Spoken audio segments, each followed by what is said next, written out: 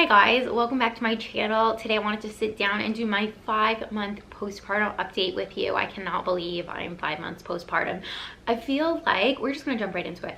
I feel like I'm in that weird postpartum window, and you have to tell me if you can relate to this, but it's that weird gray time, the like 4-month, 5-month postpartum window where you're not a month postpartum. So that like excitement and adrenaline of just having a baby and the attention from other people, you know, you just had a baby, that's all sort of worn off.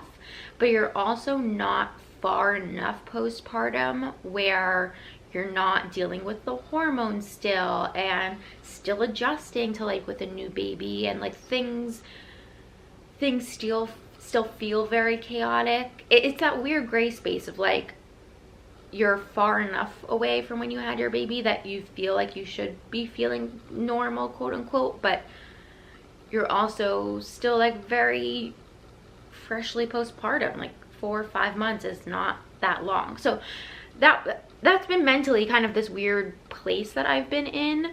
Hold on, let me pull the curtains a little bit because it's so bright. That's a little bit better. Yeah, can any of you guys relate to that? Does that make any sense? I've been feeling that lately. This like little bit of anxiety of like, I'm far enough postpartum now that I, you know, should be feeling fine and things should be fine, and I have to remind myself that like, no, I'm only 5 months postpartum.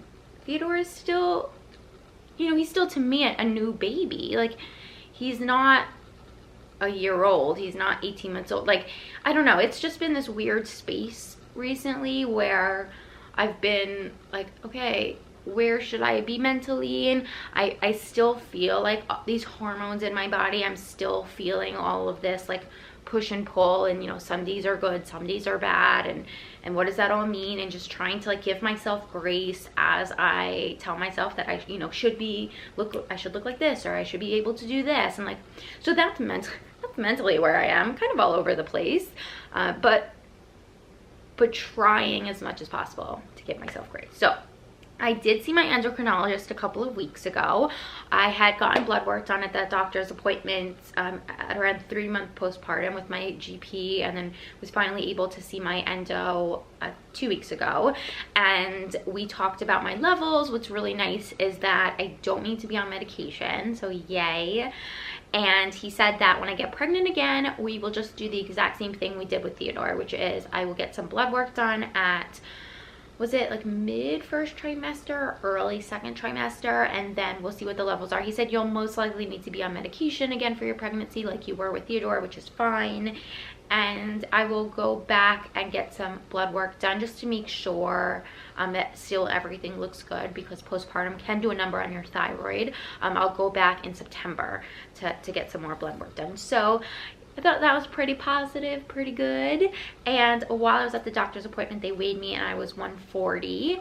And so just for like, you know, the postpartum journey, I'm trying not to like harbor on myself and be too like on top of myself about losing weight, especially after that GP appointment where my doctor so rudely told me that like I needed to lose weight at 3 months postpartum, as if I didn't know that. But that showed me that from that doctor's appointment to now I've lost 5 pounds. I haven't really been doing anything. I have been trying to eat healthier, trying to like go for walks when and where I can, and that stuff makes me feel good. Like working out, getting my body back in better shape. I am teaching dance 1 day a week, and so like I think that helps too. Like all that stuff makes me feel better, and obviously having 2 boys, I want to be in like the best shape and the healthiest I can be, without, you know, succumbing to guys like jerk statement. I've been able to lose 5 pounds in the past few months. At 140, I'm still about 10 pounds away from like where I feel most comfortable. 130 is like normally, you know, an okay place for me to sit at. And the weather's starting to get nice, so hopefully we'll be able to go out on more walks. And that again plays into like mentally this interesting mental place I've been in. I've been feeling like very, in the past couple of days, like I want to get back to feeling like myself and just like feeling better in my own skin. I feel like after gaining so much weight during my pregnancy and then the whole recovery from the C-section, like, you know, it does a number on your body, surprise, and it just feels like it's starting to feel good again to take a little bit of extra time for myself. Like today I put on freaking concealer. I'm like, who am I? The queen. I've done like skincare. I'm like starting to get into that again. Like treating myself to like, you know, pretty little clothes. Like things like that where like I'm just starting. There's a self-worth that needs to be rebuilt. And I'm slowly but surely doing that. And I think that that's a really positive thing. So that's good. My C-section scar is looking fantastic. Like so great. I could not be happier. It's still like the skin above my C-section scar it's actually better. It was really dry and really dark for a long time, and this past month it's finally started to lighten up a little bit. Here, I'll show you as much as I can. So I still have that line all the way up that's still there, which is fine. I don't know if you can tell, like that, it still like has that like tingly kind of uncomfortable numb feeling. I'm not a fan of that. This is not my C-section line. That's just like just a skin line. But it's sort of like before, this whole part of my belly was really dark, and now it's slowly starting to, you know, everything's starting to be the same color again, which is cool. And yeah, my C-section scar again is so low, and that's why I haven't really been able to show it to you guys.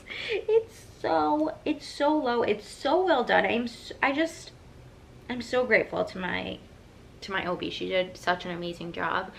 And I got a question, it must have been in a comment I glanced at, and it was, do you have the C-section pooch, and like when did that go away?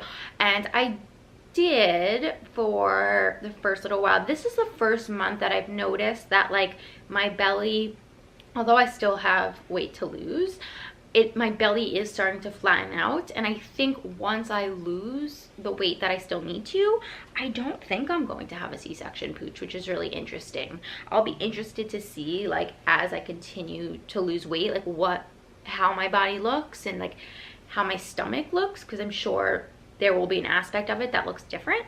But just looking at the scar and where it is, like when I tell you guys it's so low, it's like so low that I really don't think that I will end up with the C-section like belly pooch. It's fine, you know. Let's just finish on feeding. We're still pumping over here. We're still pumping extravaganza.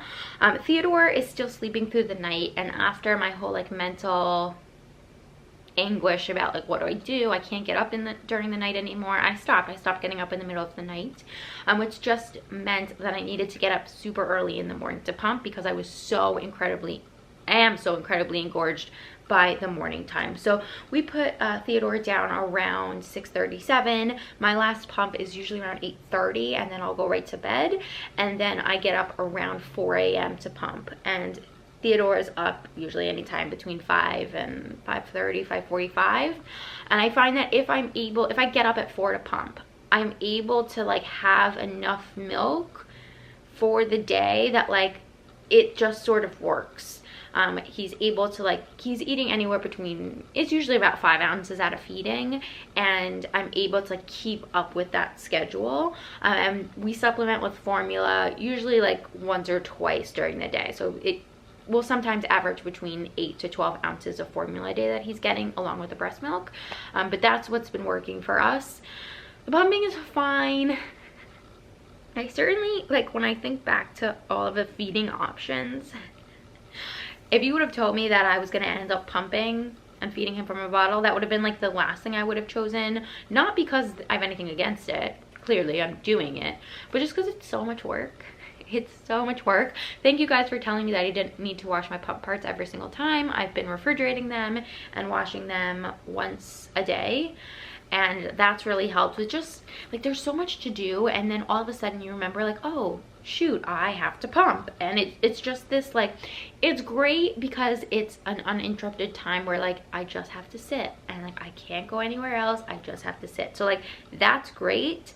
But also when you're taking care of a toddler and a baby, there's a lot to juggle, and sometimes I'm like, the last thing I want to do is freaking sit down and pump right now, but I'll do it. So pumping is going fine. I will show you my belly again, just, you know, to round things out.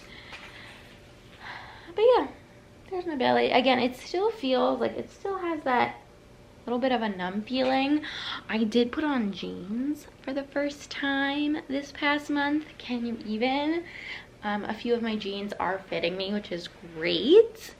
And I hate wearing jeans. Like even when I'm not pregnant, even when I'm not postpartum, like jeans have just never been something I like. I just find them really uncomfortable, but it does feel good to be able to wear jeans, and like, I don't know, they certainly do make me feel like a little more put together. Anyway, that's it guys. I hope you enjoyed this 5-month postpartum update. I love you all, and I'll see you in my next one. Bye guys.